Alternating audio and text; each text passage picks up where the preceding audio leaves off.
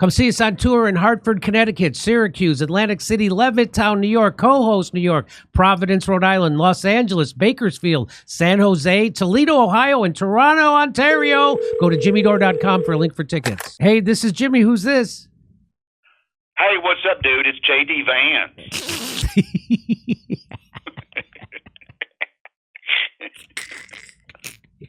Oh, hi, Mr. Vance. Thanks for calling. How are you today? I'm doing pretty good. Better than last week, that's for sure. I was getting pretty darn annoyed with all those weird-ass pictures that people on the internet were making of me. Oh, really? Yeah, man, it totally sucked. Dude, they used Photoshop or whatever to change my image so my face would be super round and, like, shiny. And some had weird hair or hats. People were going bananas with that crap, but oh well, I'm a public figure. I guess it's to be expected. Right. It was just me, though. No one else. Whatever. I don't care. But you're doing better this week. Yeah, actually. You know what? Remember how I kept saying that I never really knew what my job was? Yeah. And the president never even really addressed that? Yeah, I do. Well, now I know what my role as vice president is going to be. Finance chair for the Republican National Committee. So that's my job. Pretty stoked. Excuse me, let me get this straight. They're taking a role in a private organization, which the RNC is, and putting it in the purview of the office of vice president? No, not at all, actually. So, okay, so I'm like the vice president. That's my government job. But also, in addition, I work at the RNC now, which is a private sector job. So 2 different jobs, really. Bonus.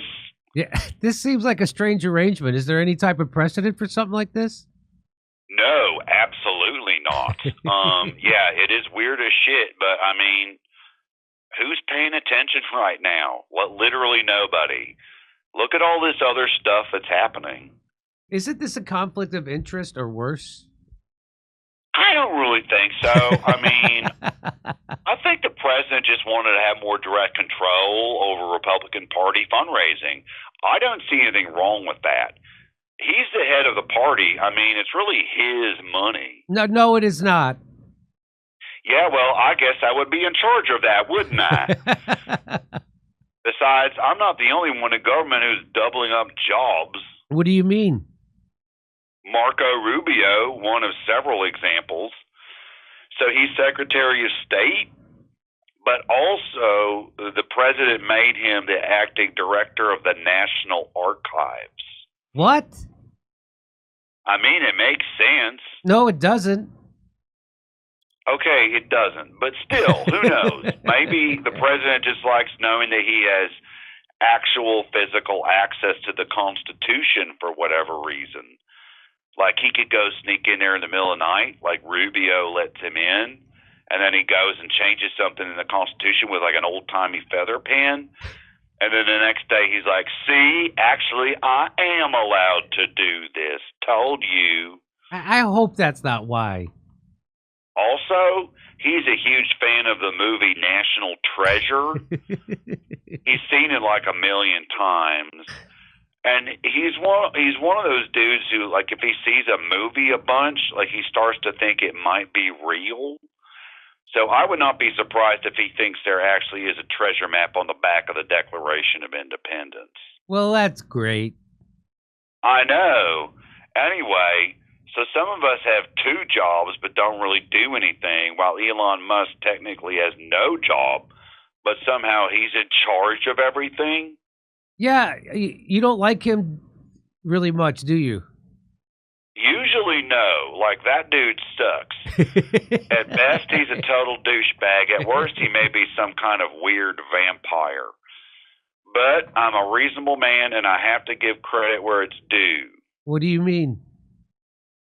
I mean, yesterday when he brought back those stranded astronauts safe and sound. 3 astronauts and 1 cosmonaut. Okay, this is America. We see astronauts here. I'm an American. Anyway, when they landed safe after being stranded in space by Joe Biden, that was pretty cool. Did you see that? It went off without a hitch. And then all these dolphins showed up, and they were like, squeak, squeak, welcome to Earth. Did you bring us any space fish? No? Well, that's cool. Welcome home anyway. Okay, boats are coming by now. I'm just saying that was awesome. Yes, truly a testament to the human spirit. Man, I don't even want to think about how bad those astronauts smelled. Do you think that man and that woman had sex up there? They were stranded for 9 months. Probably the smell was so bad it killed any latent sexual needs they may have had. You know, I have to say, every conversation I've had with you has been among the least enlightening I've ever had in my life. Thanks, man. I appreciate that. But I got to say, at least you don't make me mad. I mean, everyone else who calls in makes me furious, but not you, Mr. Vice President. Well, that's weird because my main job is just making people mad with words I say. I guess maybe during my downtime I feel like taking a break from that. Anyway, I got to go. President Trump wants me he wants to see a financial breakdown of RNC assets and where the specific holdings are. And he wants details like routing numbers and everything. All right. Well, great talking with you. Jimmy, do you think there's a God? All right, we got to go. Goodbye, Mr. Vice President. Come see us on tour in Hartford, Connecticut, Syracuse, Atlantic City, Levittown, New York, Co-Host, New York, Providence, Rhode Island, Los Angeles, Bakersfield, San Jose, Toledo, Ohio, and Toronto, Ontario. Go to jimmydore.com for a link for tickets.